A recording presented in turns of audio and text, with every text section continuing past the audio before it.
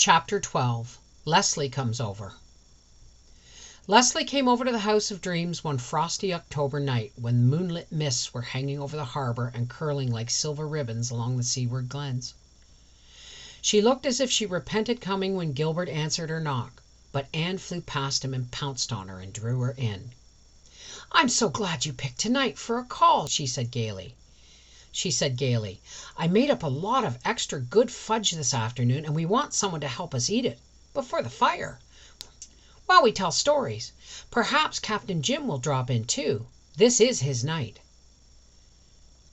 "No, Captain Jim is over home," said Leslie. He made me come here," she said half defiantly. "I'll say thank you to him for that when I see him," said Anne, pulling easy chairs before the fire. "Oh, I don't mean that I didn't want to come," protested Leslie, flushing a little. I've been thinking of coming, but it isn't always easy for me to get away." "Of course it must be hard for you to leave Mr. Moore," said Anne in a matter-of-fact tone. She decided that it would be best to mention Dick Moore occasionally as an accepted fact, and not give undue morbidness to the subject by avoiding it. She was right, for Leslie's air of constraint suddenly vanished. Evidently she'd been wondering how much Anne knew of the conditions of her life and was relieved that no explanations were needed. She allowed her cap and jacket to be taken and sat down with a girlish snuggle in a big armchair by Magog. She was dressed prettily and carefully, with the customary touch of color in the scarlet geranium at her white throat. Her beautiful hair gleamed like molten gold in the warm firelight. Her sea-blue eyes were full of soft laughter and allurement. For the moment, under the influence of the little House of Dreams, she was a girl again, a girl forgetful of the past and its bitterness. The atmosphere of many loves that had sanctified the little house was all about her. The companionship of two healthy, happy young folks of her own generation encircled her. She felt and yielded to the magic of her surroundings. Miss Cornelia and Captain Jim would have scarcely recognized her. Anne found it hard to believe that this was the cold, unresponsive woman she had met on the shore. This animated girl who talked and listened with the eagerness of a starved soul. And how hungrily Leslie's eyes looked at the bookcases between the windows. "Our library isn't very extensive," said Anne, "but every book in it is a friend. We've picked our books up through the years, here and there, never buying one until we had first read it and knew it belonged to the race that knows Joseph." Leslie laughed, beautiful laughter that seemed akin to all the mirth that had echoed through the little house in the vanished years. "I have a few books of Father's. Not many," she said. "I've read them until I know them almost by heart. I don't get many books. There's a circulating library at the Glen store, but I don't think the committee who picked the books for Mr. Parker know what books are of Joseph's race, or perhaps they don't care.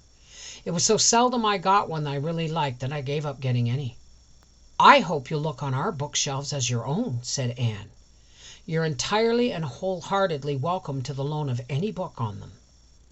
"You are setting a feast of fat things before me," said Leslie joyously. And then the clock struck 10 and she rose half unwillingly.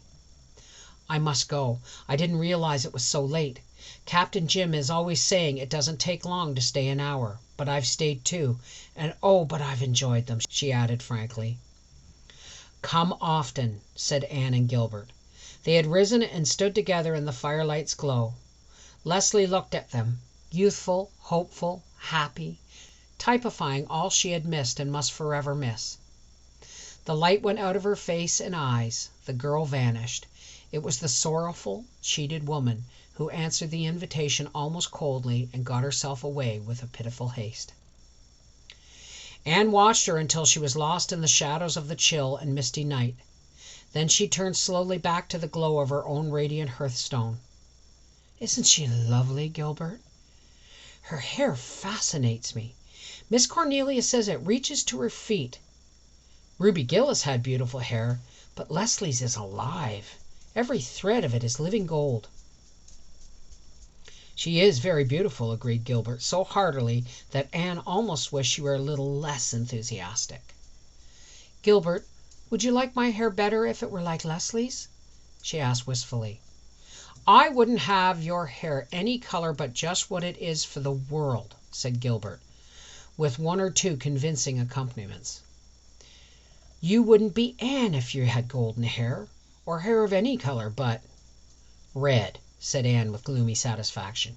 "Yes, red, to give warmth to that milk white skin and those shining gray green eyes of yours. Golden hair wouldn't suit you at all, Queen Anne. My Queen Anne, queen of my heart and life and home."